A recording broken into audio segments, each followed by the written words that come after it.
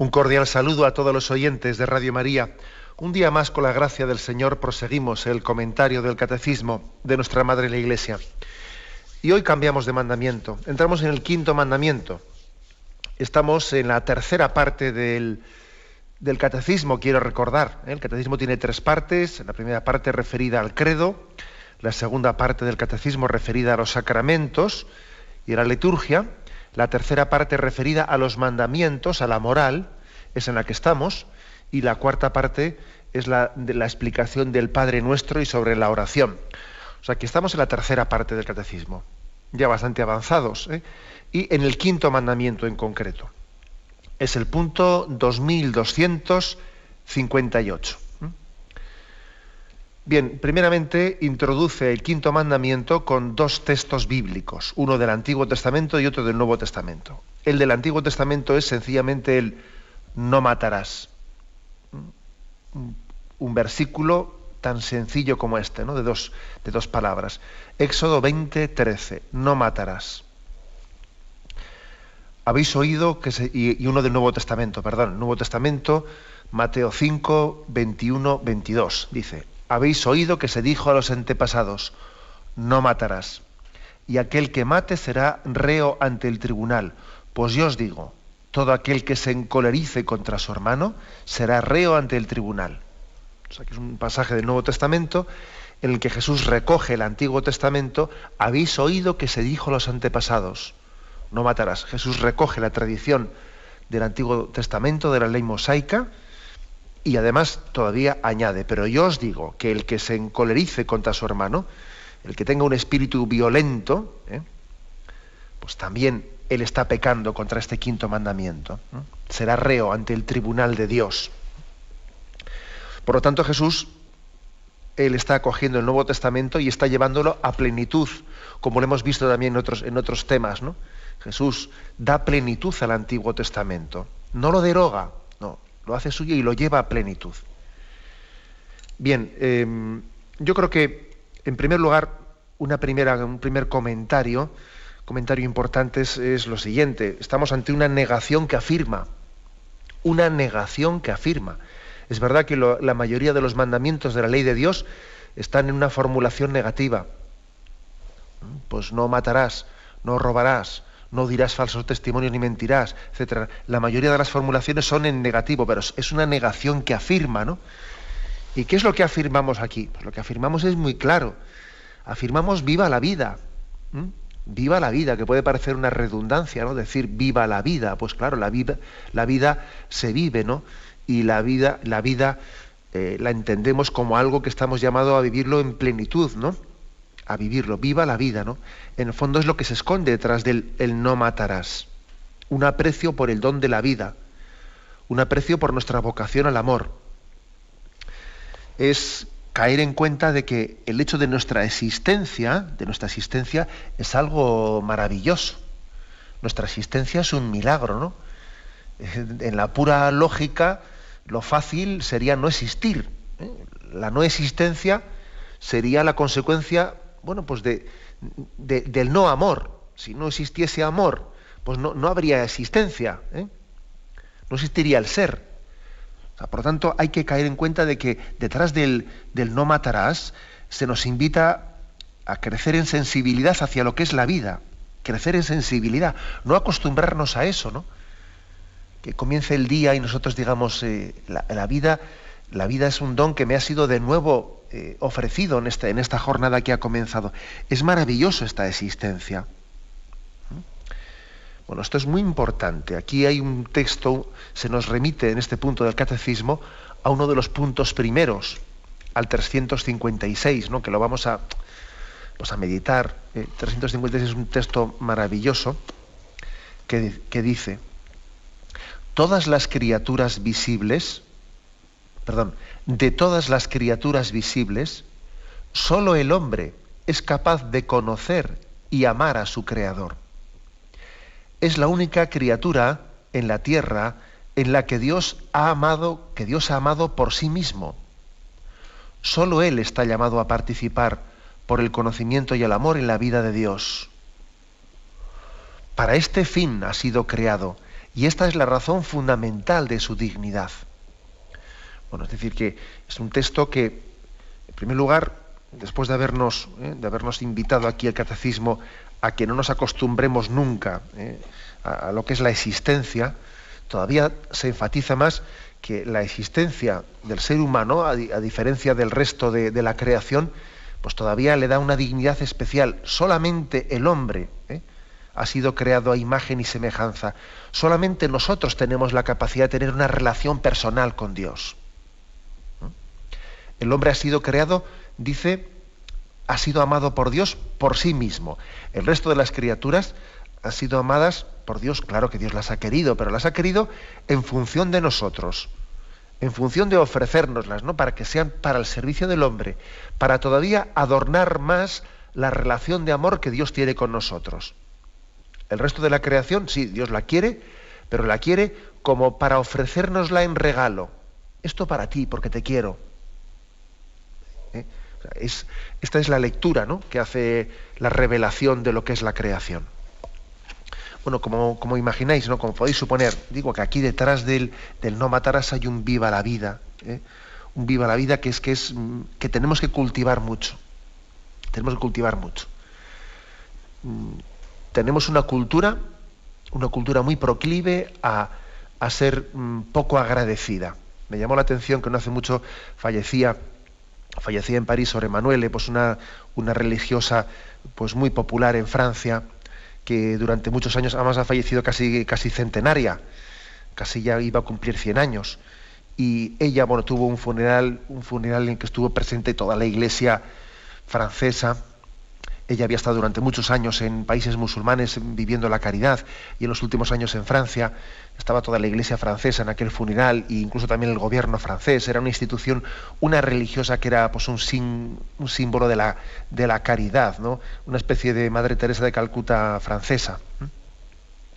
Bueno, pues hubo providencialmente un periódico francés, Le Figaro, había realizado 5 días antes de su fallecimiento una entrevista a Sor Emmanuelle, una entrevista.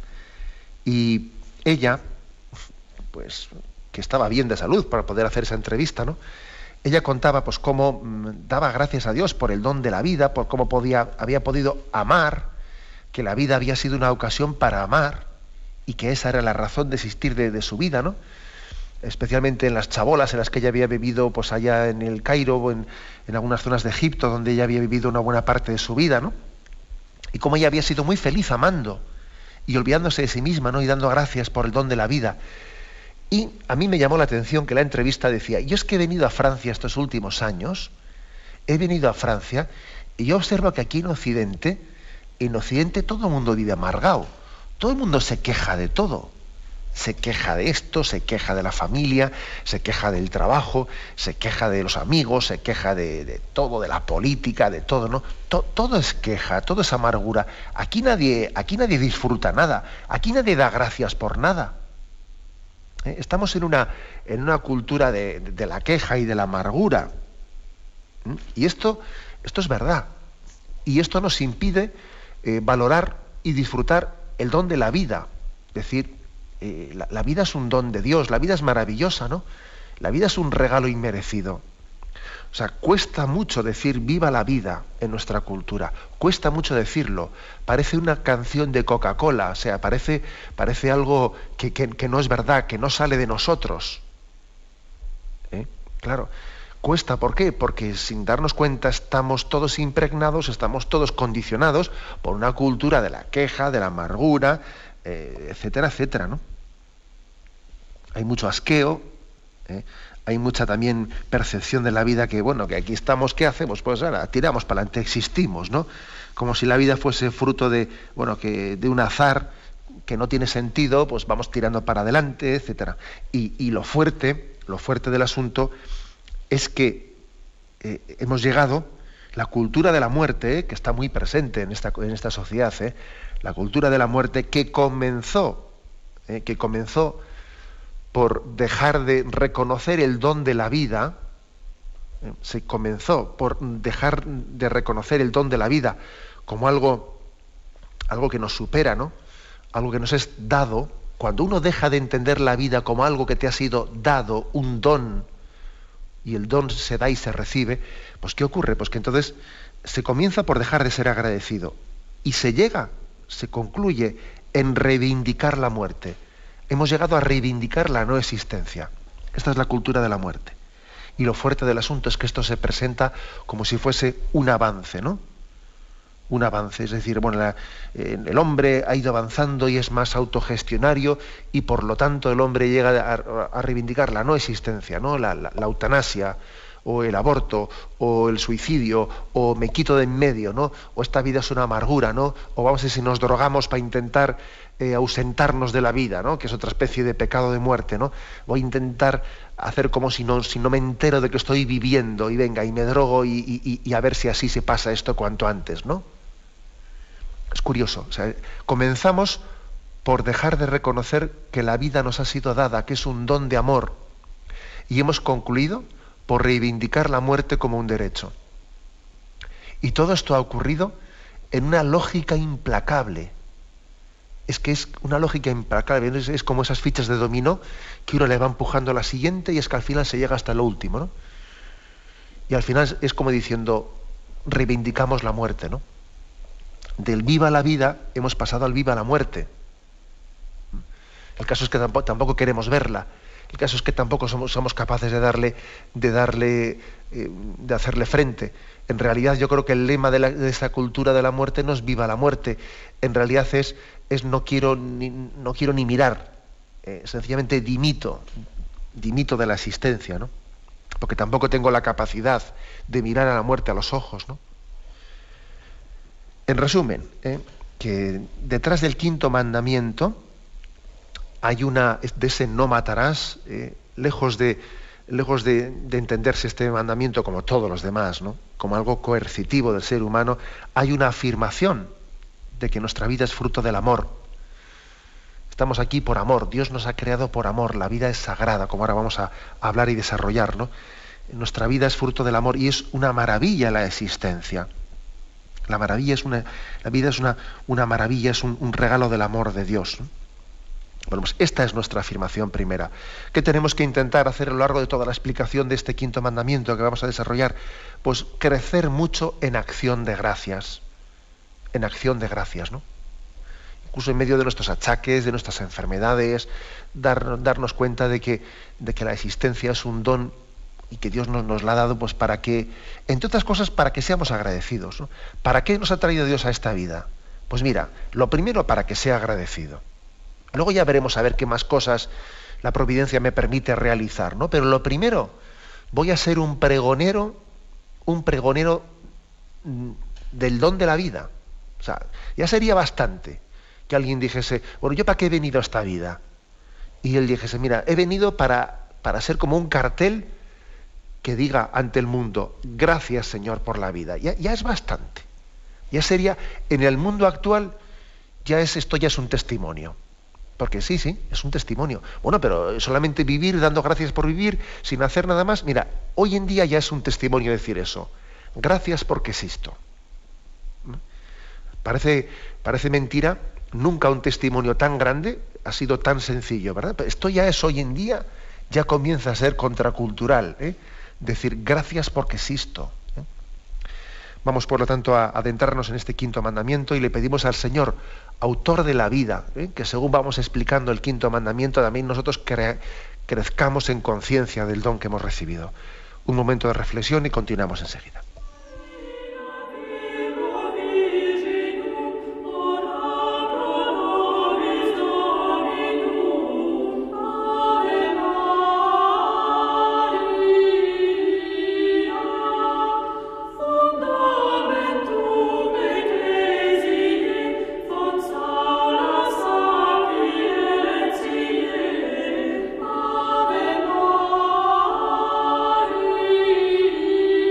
Maria.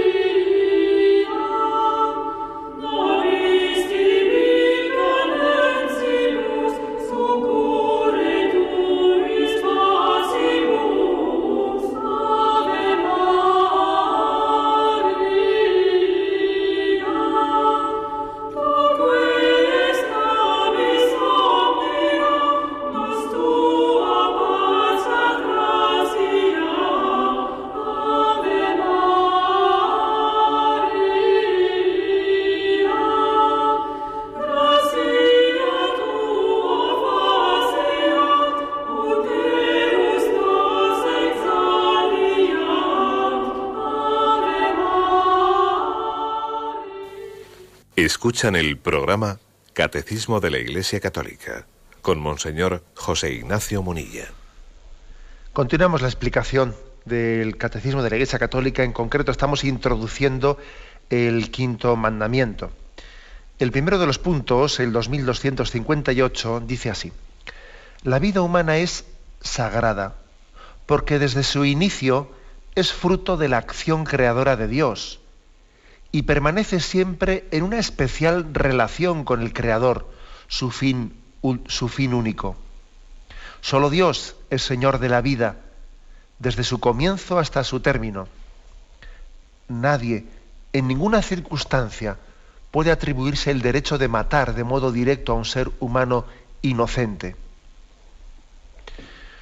Bueno, pues la primera afirmación: la vida humana es sagrada. Sagrada. La verdad es que creo que esta afirmación que hacemos nosotros, es decir, tutelamos la vida, sustentamos el valor de la vida en la relación directa que tiene con Dios. Esto, lógicamente, un creyente no lo podrá entender. Perdón, un no creyente, ¿no? Alguien que no crea en Dios, pues puede ocurrir, deseamos, por supuesto, ¿no?, que haya no creyentes que también reivindiquen el valor absoluto de la vida.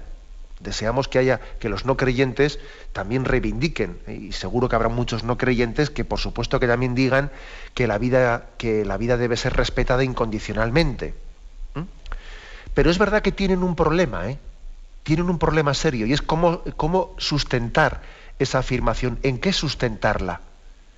Claro, sin esa afirmación a que la vida ha sido creada por Dios y que por lo tanto Dios es el único dueño y señor de la vida, y que la vida nos ha sido dada y que no somos dueños, por lo tanto, ¿no? Porque claro, si la vida te la das tú, entonces tú eres dueño de ella, pero si te ha sido dada, entonces tú tienes que respetar lo que te ha sido dado, ¿no? Eres de alguna manera, administras algo que te ha sido dado, lo administras, pero no eres dueño absoluto de ello.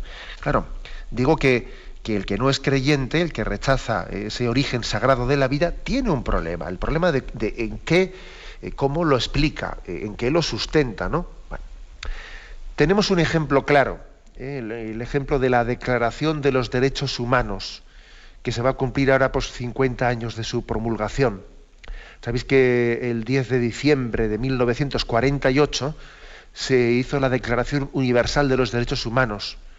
Era un contexto histórico pues muy importante, ¿no? Concluida la Segunda Guerra Mundial, la comunidad política internacional entendía, había ocurrido algo gravísimo, ¿no? La Segunda Guerra Mundial había sido terrible, terrible. Habíamos llegado a ver un poco como, si me permitís la expresión, las orejas del lobo. O sea, habíamos visto el rostro del mal, ¿no? En esa guerra, ¿no?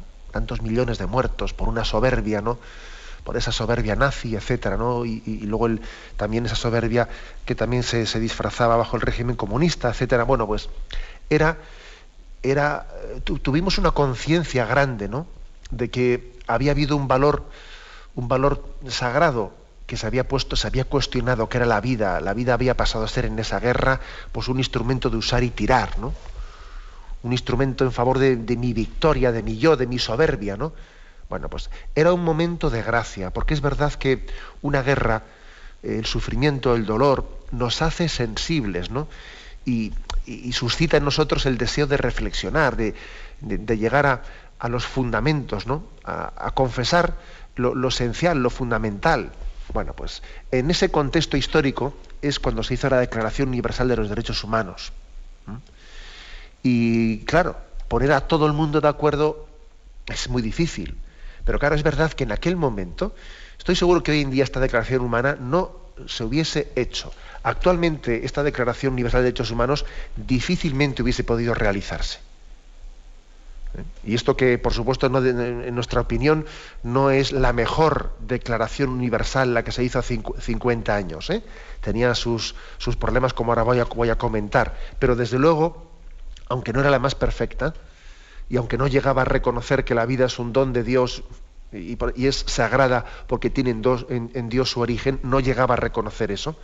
Pero es verdad que reconocía la inviolabilidad de la vida, pues de una manera absoluta, y hoy en día difícilmente, ya con la cultura de la muerte tan extendida, 50 años más tarde, esta declaración ya no hubiésemos sido capaces de realizarla. Bueno, pues fijaros, decía el artículo primero: todos los seres humanos nacen libres e iguales, en dignidad y derechos. Dotados como están de razón y conciencia, deben comportarse fraternalmente los unos con los otros. Y el artículo 3 dice: todo individuo tiene derecho a la vida, a la libertad y a la seguridad de su persona. Por lo tanto, se habla de que la vida es un derecho inviolable de todo individuo y que todo el mundo nace igual ante Dios, ¿no?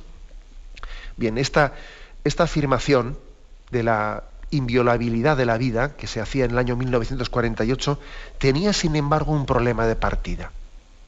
Y es que, claro, un consenso tan grande, en el que también entran creyentes y no creyentes, etcétera, suponía ese consenso el no reconocimiento del origen sagrado de la vida. Y he aquí el problema, fijaros bien. La historia, 50 años después, nos ha venido a demostrar que cuando no está claro el por qué la vida es sagrada, por qué la vida es inviolable, cuando no está claro por qué la vida es algo indiscutible, que hay que respetar siempre, cuando no está claro el por qué, la razón última, es decir, que es porque nosotros decimos porque es que tiene en Dios su origen, si no está claro el por qué, al final se termina cuestionando el qué. La historia nos lo ha demostrado. Si no está claro que la vida es inviolable porque Dios es el autor último de la vida, al final se termina cuestionando ya no el por qué, sino el qué mismo, y se termina diciendo la vida no es inviolable. Y si la vida me viene bien a mí, pues mira, pues yo cojo y la sacrifico. Y si a mí me viene bien pues sacrificar embriones, pues para yo tener, pues sacrifico embriones humanos. O si el niño me viene mal, me lo quito de encima. O si ahora mismo pues el anciano acaba siendo un estorbo, pues ya vamos a hacer un aligeramiento de la muerte, etcétera, etcétera. Es decir, que cuando se niega o no se reconoce o no se confiesa el por qué la vida es inviolable, porque tiene un origen sagrado en Dios, la experiencia nos dice que con el paso del tiempo se termina negando el qué, o sea, el hecho de que la vida sea inviolable. Es impresionante, por ejemplo, que han pasado 50 años y ahora mismo hay un debate muy fuerte, 50 años después, existen presiones para que con motivo del 50 aniversario se introduzca una especie de apéndice a esta Declaración de Derechos Humanos, en la que se diga que el aborto es un derecho humano, un derecho más. Pero ¿cómo puede usted hacer esa reivindicación? ¿Cómo se puede hacer esa reivindicación? No existe, ¿no? Ahora mismo esto no es ninguna tontería, es una posibilidad real, ¿no? Por las presiones que están realizando determinados gobiernos, determinados lobbies de presión, de hacer, ¿no? Pues con motivo de este aniversario, hacer una añadidura, una especie de consenso de ampliación de los derechos humanos, diciendo que el aborto es otro derecho humano más, que hace 50 años nos olvidamos aquí de decirlo. Pero bueno, si es totalmente contradictorio, ¿cómo se puede, ¿no? 50 años después de haber dicho todo individuo tiene derecho a la vida, a la libertad y a la seguridad de su persona, ¿cómo se puede decir y tenemos derecho al aborto? Miren ustedes, si es que, claro, porque por desgracia, los principios que no son sustentados, que no son fundamentados, tienen el riesgo de ser como un globo muy bonito, de muchos colores, precioso, pero que le pones un pincho y de repente hace pum y se queda en nada. Es así. A veces en esta sociedad se nos llena la boca, ¿no?, de palabras muy hermosas, la vida, la solidaridad, la fraternidad, la igualdad, y son palabras hermosísimas, ¿no?, conceptos en los que es fácil ponerse de acuerdo, pero claro, te das cuenta que luego viene alguien con un alfiler, lo pincha y no había nada dentro. ¿Por qué? Porque son en el fondo conceptos políticamente correctos, pero que no están sustentados en una visión de la vida, en una metafísica, en una concepción del hombre, antropológica del hombre, que tenga base y tenga sustento. Son globos bonitos, pero que no tienen contenido. Porque como digo, les falta el porqué la vida es inviolable. ¿Por qué? Bueno, pues este es un debate importante, como veis. En este punto 2258 se afirma: la vida humana es sagrada. Y aquí la palabra sagrada se utiliza no en el sentido metafórico de la palabra, porque nosotros utilizamos la palabra sagrado pues en un sentido muchas veces metafórico. Oye, esto no me lo toques, que para mí lo de, una persona dice, oye, para mí lo de echar una siesta después de comer es sagrado. Bueno, bien, ese es un término, como podéis observar, metafórico, ¿no? Tengo que echar la siesta porque es sagrado. Eso es metafórico. Pero aquí no. Aquí se utiliza el término sagrado no en el sentido metafórico. Cuando se dice la vida humana es sagrada, se refiere a que tiene su origen en Dios. Hay un acto creador de Dios explícito. Y además dice el catecismo, recuerda, que el acto creador no se reduce al inicio. No se reduce al inicio, sino que Dios no solamente puso en marcha el mundo cuando lo creó de la nada. O Dios no solamente crea el hombre cuando crea el alma humana de la nada, ¿no? Y entonces hay un acto creador cada vez que una vida humana es concebida. Hay un acto creador porque Dios crea e infunde el alma en el momento en que los padres engendran el cuerpo. Bien, pero ese acto creador no se limita a ese instante, sino que el acto creador de Dios se prolonga. La existencia es sostenida por Dios. Y tenemos, por lo tanto, dice aquí, permanece siempre una especial relación con el Creador. Estamos en continua relación con Él. En Él vivimos, nos movemos y existimos. O sea, la vida es también como un cordón umbilical, del cual estamos recibiendo continuamente de Dios ese don. Y entonces la afirmación solemne es esta: solo Dios, dice el catecismo, es Señor de la vida. Hay un señorío sobre la vida, ¿no? Y ese señorío lo tiene Dios. Dios te la dio. Dios te la pedirá. Vengo a pedirte la vida. Yo te la di. Y ahora vengo también a pedírtela para luego entregártela en plenitud. Pero eso es el señorío que solo Dios tiene. El hombre no es quien para pedirle la vida a otro. Dame tu vida. ¿Pero qué me estás diciendo? Me estás pidiendo lo que no es tuyo. Eres un ladrón. Cuando el hombre mata, es un ladrón. Porque se está arrogando pues un señorío que no tiene. Pero sin embargo Dios sí es Señor. Aquí se puede decir aquello de Job, ¿no? El Señor me lo dio y el Señor me lo quitó. Bendito sea el nombre de Dios.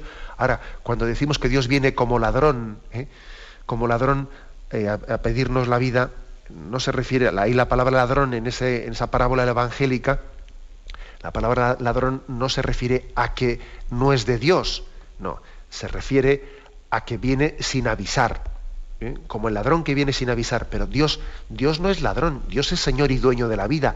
No te pide algo que no sea suyo, Él te lo ha dado. Y te vuelve a pedir la vida, pero te la vuelve a pedir para dártela en plenitud. Este es el señorío de Dios, ¿no? Solo Dios es Señor de la vida. El señorío está ligado a la creación, porque Dios crea y mantiene el señorío sobre lo que ha creado. Esta es la afirmación, por lo tanto, contundente. Nadie, en ninguna circunstancia, puede atribuirse el derecho de matar de un modo directo a un ser humano inocente. Quizás aquí la palabra directo, esto ya lo explicaremos más adelante, ahora no voy a detenerme en esto, dice, nadie puede atribuirse el derecho de matar de un modo directo. Bueno, pues si dices la palabra directo, pues se refiere pues al tema de la legítima defensa, pues al principio de doble efecto, etcétera, que en su momento explicaremos. Pero ahora nos quedamos con la afirmación fundamental. Tenemos un momento de reflexión, continuamos enseguida. Catecismo de la Iglesia Católica, con Monseñor José Ignacio Munilla. Estamos en esta edición del Catecismo, en los prolegómenos, en el primer punto de este quinto mandamiento que comenzamos a explicar, ¿no? Y después de haber hecho la afirmación fundamental, la vida humana es sagrada porque tiene en Dios su origen, ¿no? Pasamos al punto 2259, donde comienza un poco a hacerse el testimonio de la historia sagrada. Hay un pasaje evangélico, de verdad, que es impresionante. A mí personalmente es de los que más me conmueve. Un pasaje evangélico en el que se relata cómo cuando el pecado, ¿no?, ingresó entre nosotros, se introdujo por el pecado original de Adán y Eva, enseguida vino también el pecado contra la vida. Dice así el punto 2259. La Escritura, en el relato de la muerte de Abel a manos de su hermano Caín, revela desde los comienzos de la historia humana la presencia en el hombre de la ira y la codicia, consecuencias del pecado original. El hombre se convirtió en el enemigo de sus semejantes. Dios manifiesta la maldad de este fratricidio. ¿Qué has hecho? Si oye la sangre de tu hermano clamar ante mí desde el suelo, pues bien, maldito seas, lejos de este suelo que abrió su boca para abrir de tu mano la sangre de tu hermano.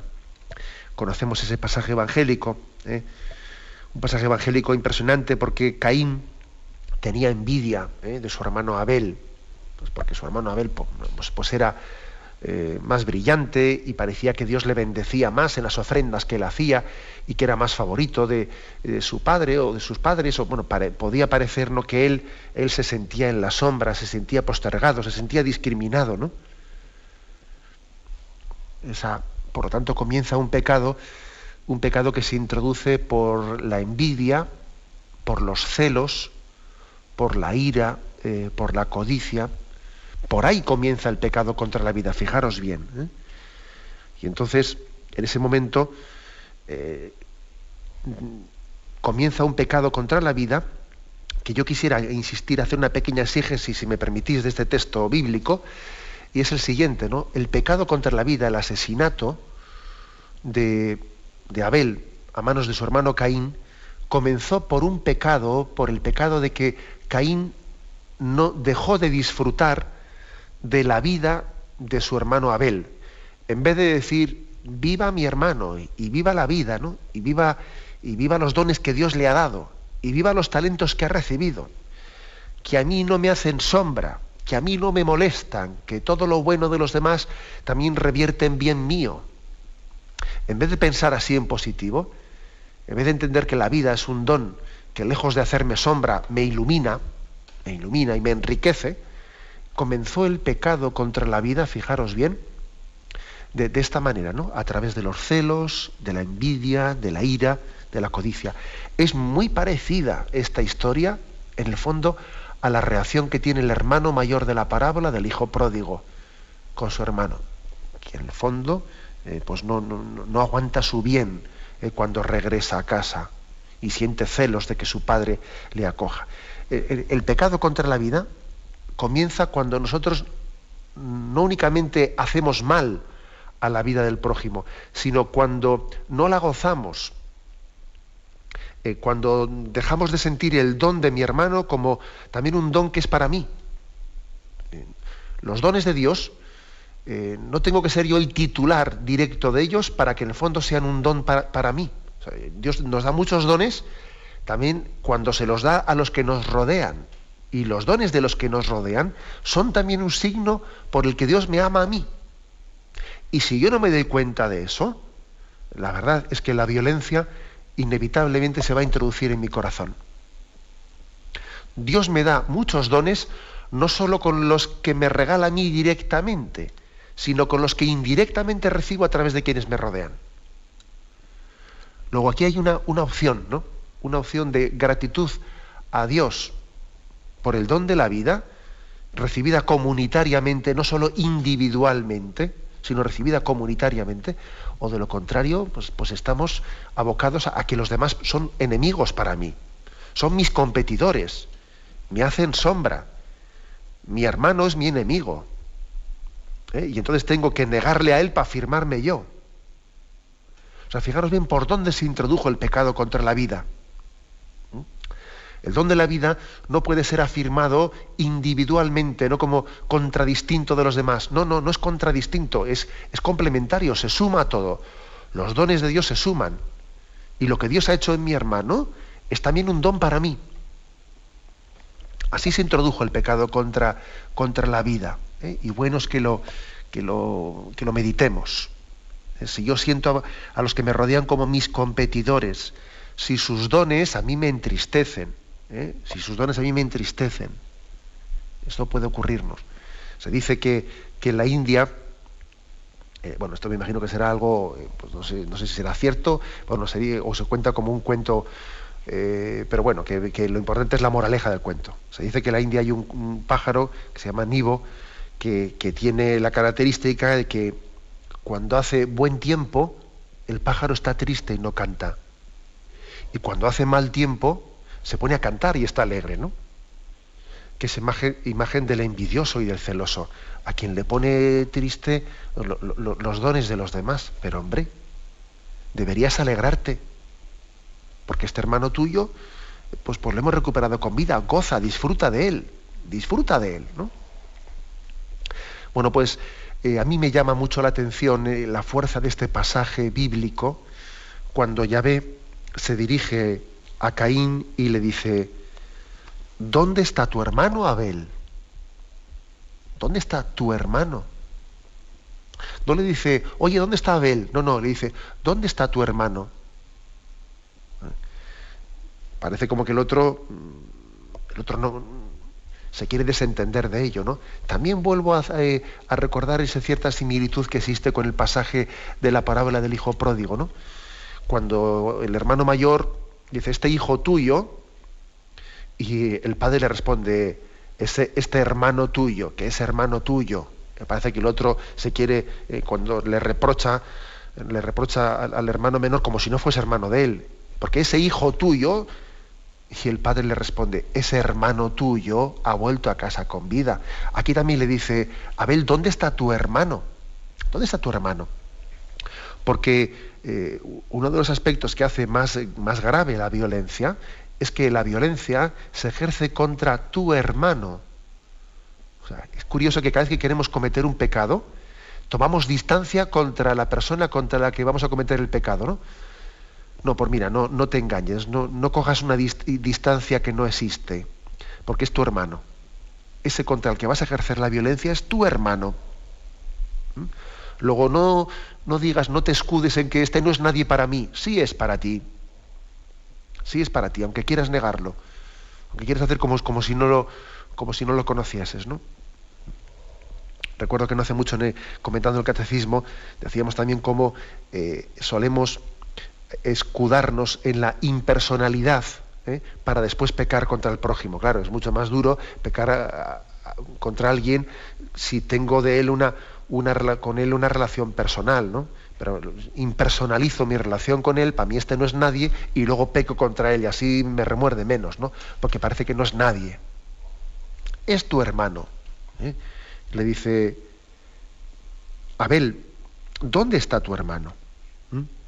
Y la contestación de Abel es propia de alguien que le ha molestado que le digan tu hermano, me ha molestado. ¿Acaso soy yo el guardián suyo? ¿Tengo que estar yo siempre detrás de él? Le molesta a Abel esa relación de fraternidad que Yahvé le ha recordado. Sin embargo, esto es lo esencial. En el fondo, la violencia tiene algo también de suicidio, porque el que mata a su hermano se está matando a sí mismo. Estás matando la carne de tu carne y sangre de tu sangre. Estás matando tu propia alma. Porque ese ser humano que estás matando es tu hermano. Y en tu hermano estás matando tu propia alma. Tu propia alma estás matando, ¿no? Bueno, por eso hay un interrogatorio que está como en el fondo tocándole la conciencia. Tu hermano, ¿qué has hecho? ¿Dónde está tu hermano? Y en ese momento Yahvé tiene una forma de reaccionar impresionante. ¿Qué has hecho? ¿Qué has hecho? Tú eres consciente de lo que has hecho. No es una pregunta, claro. El qué has hecho, Yahvé ya sabe lo que has hecho, sino que es un hacer caer en cuenta de la gravedad del paso que ha dado de matar a su hermano. Se oye la sangre de tu hermano clamar a mí desde el suelo. Es decir, el clamor de los inocentes llega a Dios, ¿no?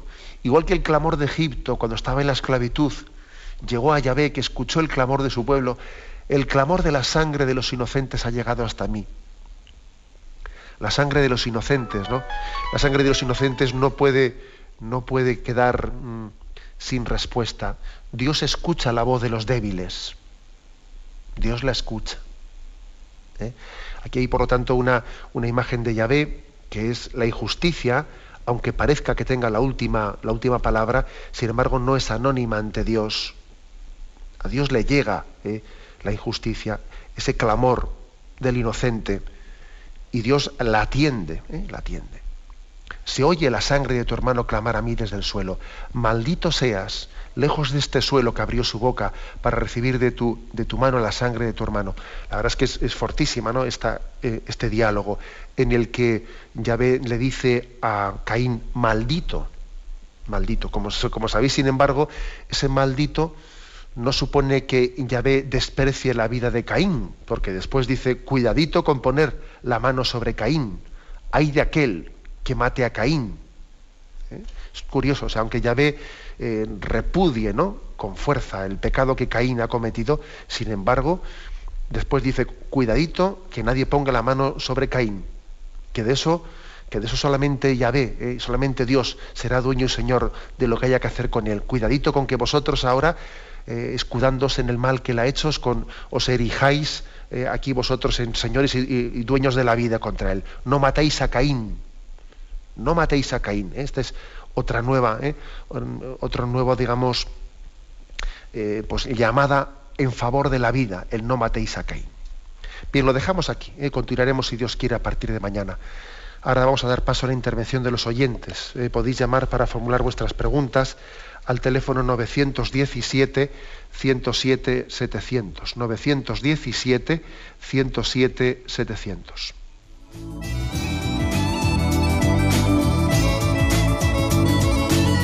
¿Le gustaría tener sus programas favoritos de Radio María en CD o DVD?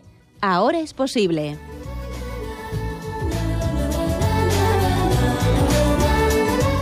Le sugerimos que primero se informe en qué formato de audio lo puede escuchar en su equipo, DVD o CD, teniendo en cuenta que no todos los lectores de CD pueden reproducir el formato digital MP3 en el que enviamos nuestros programas. Y luego, si quiere en su casa esos programas que tanto le gustan, solo tiene que escribir una carta a Radio María, Paseo Lanceros 2, primera planta, 28024, Madrid, indicando si lo quiere en CD o DVD y cuántos programas. También le rogamos que escriba su nombre, dirección y no se olvide de facilitarnos un teléfono de contacto para cualquier duda que nos surja.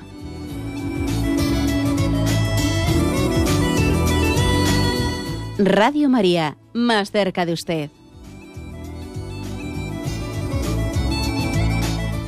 Escuchan el programa Catecismo de la Iglesia Católica con Monseñor José Ignacio Munilla.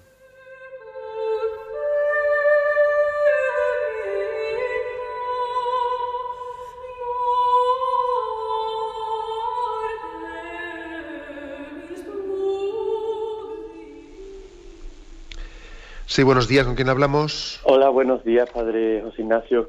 Le llamo desde Sevilla, me llamo Juan Bosco. Y bueno, era agradecerle también el programa que realmente pues nos ayuda mucho a la hora de, bueno, pues de saber lo que estamos haciendo medio bien o medio mal, ¿no? Y bueno, yo le quiero dar mi testimonio, pues porque soy padre de una familia numerosa. Bueno, somos padres, mi esposa y yo. Y en su día pues tuvimos, pues nos casamos muy jovencitos y bueno, pues nos ofrecieron incluso el aborto, ¿no? Uh-huh. Y hoy día le doy gracias pues porque en aquel momento estaba permitido, ya era el año 85, que es cuando empezó a legalizarse. Y bueno, estas son cosas que nos duelen, ¿no? Porque yo no tenía ni trabajo, ni piso, ni nada. Y bueno, pues nos miramos los dos a la cara y decidimos ir para adelante. Uh-huh. Y hoy en día, pues no nos sobra, al revés, nos sobra de todo.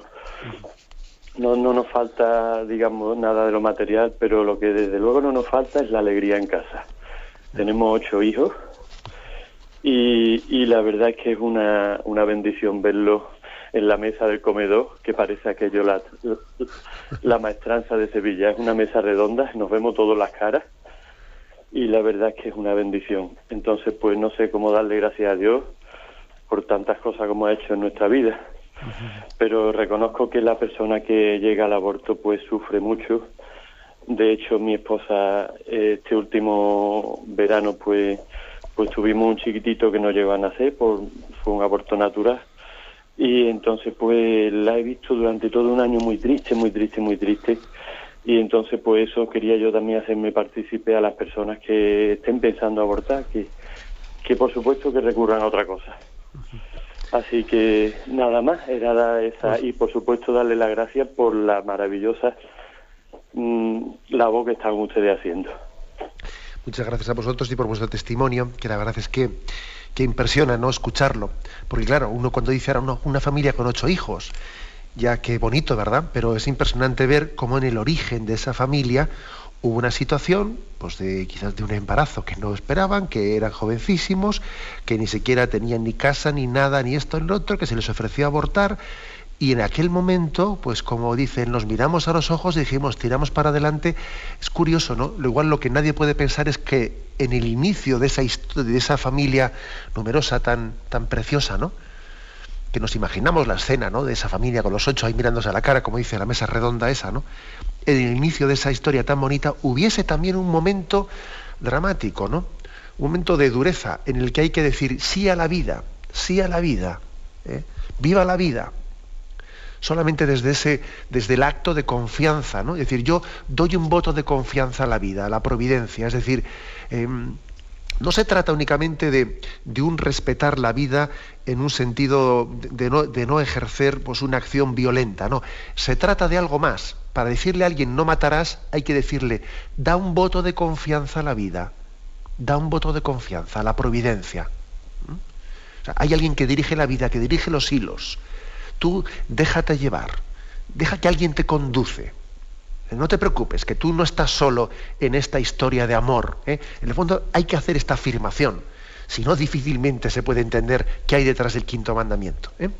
Adelante, vamos a pasar a un siguiente oyente. Buenos días. Hola, buenos días. Buenos días, sí. Me llamo Alberto y soy de Palencia. Buenos días, Alberto. Muy buenas. Llamaba para hacer una pregunta con respecto a los temas que hemos estado viendo estos días de política y religión. Es que me encuentro con una contradicción interna a nivel teórico. Por ejemplo, cuando oigo hablar que en los países islámicos de Medio Oriente, pues que está prohibido los cultos de otras religiones, que impera la ley islámica, estas cosas, pues luego veo lo que pasa en Turquía, que salen pues unas manifestaciones a favor del Estado que tienen, que es laico y aconfesional, en contra de los islamistas que están moderados, que están en el poder, y soy partidario de ellos. Digo, bueno, es bueno tener allí un Estado aconfesional y laico. Pero luego aquí en España, que nos están achuchando, yo me siento partidario y yo intento apoyar que las leyes defiendan los postulados católicos míos. Pero claro, digo, bueno, ¿por qué ahí defiendo una cosa y aquí defiendo otra? Entonces me encuentro con esta contradicción y ya pues era por preguntarle qué modelo de Estado o hasta dónde debemos llegar intentando que las leyes pongan lo que nosotros pensamos desde el punto de vista de religión. Te entiendo la pregunta, Alberto, intento contestarla. Vamos a ver, la verdad es que el modelo, es verdad que el mundo islámico no existe una tradición, de una aconfesionalidad, y entonces es bastante más complicado porque no existe la tradición, el principio de libertad religiosa en ese mundo islámico. Pero nosotros creemos que hay dos modelos. Quizás podríamos decir que el modelo ideal, digamos en teoría, en pura doctrina, pues el modelo podría ser, debería de ser, tal y como el catecismo dice, pues el que nuestro marco constitucional confiese explícitamente pues a Dios como autor primero, es decir, que tenga un marco confesional reconociendo plenamente el señorío de Dios. Ese es el marco ideal. ¿Eso qué quiere decir? Pues que en ese marco confesional se tiene que vivir el principio de libertad religiosa, en el que nadie, por el hecho de que tenga otra confesión distinta a la católica, o porque no crea en Dios, etcétera, sea discriminado por ello. O sea, puede existir un marco confesional con pleno respeto de la libertad religiosa. Ahora bien, yo creo que al mismo tiempo que decimos esto como desideratum último, también después partimos de la realidad.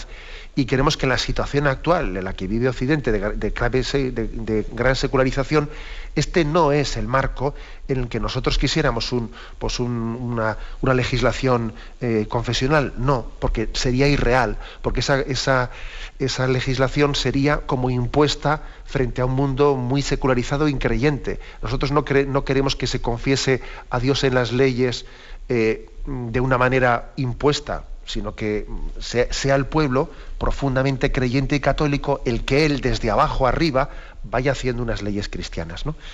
Por lo tanto, lo lógico es que en este contexto nuestro exista un marco, digamos, no confesional, un marco no confesional o de una laicidad positiva, como se llama también de otra manera, y en este marco, lógicamente, se hagan unas leyes que, aunque no sean explícitamente confesionales, sean respetuosas de la ley natural, que en el fondo detrás de ella está la ley de Dios. Por lo tanto, que aunque en este marco no se confiese explícitamente la ley de Dios, sí desde un marco aconfesional o aconstitucional se esté respetando en última instancia la ley natural. Esta es la distinción que yo haría. No sé si te he liado mucho, pero vamos. Damos paso a un siguiente oyente. Buenos días, ¿con quién hablamos? Buenos días, soy Margarita. Buenos días, Margarita. Vamos a ver, lo primero darle las gracias por su programa. Y lo segundo, pues decirle que estoy visitando a personas mayores en una residencia. Y claro, ya están muy viejitos y con algunos con la cabeza muy mal, pero los que tienen la cabeza lúcida, pues todos te dicen que qué hacen aquí. Y es tan difícil el explicarles que su vida tiene valor, que no sé, me gustaría que de alguna manera rezara por ellos y además que nos dijera cómo se lo podemos explicar. De acuerdo. Pues la verdad es que yo también he escuchado muchas veces de algunos ancianos esa expresión, ¿no? ¿Qué hago aquí? Yo creo que hay que transmitirles muchos a ellos pues un acto también de confianza en la vida, en la providencia. Mira, si el Señor te quiere aquí en este momento, seguro que tiene designios importantes ligados a ti o a usted, ¿no? Decirle a ese anciano que este momento de su vida es muy importante, porque en el fondo es el momento culminante de su vida, en el que él también tiene que entregarla. Y el testimonio de un anciano ante sus hijos, ante sus nietos, ante la sociedad, el testimonio de alguien que valora la vida como un don, que ofrece a Dios también, ¿no?, las limitaciones, porque las limitaciones de la enfermedad son grandes, ¿no? Y solamente en la confianza en Dios se pueden vivir en paz y en alegría. Yo creo que el testimonio de alguien que muere en paz es un testimonio maravilloso.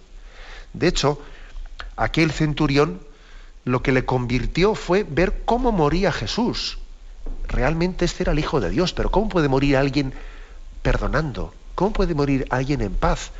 Poniéndose en manos de Dios, ¿no? Cuando él estaba acostumbrado a que la gente muriese rabiando, muriese desesperada, muriese asqueada, ¿no? El testimonio de la buena muerte es el mayor testimonio que podemos dar ante el mundo. Y me remito a Juan Pablo II y el testimonio de buena muerte que él nos dio.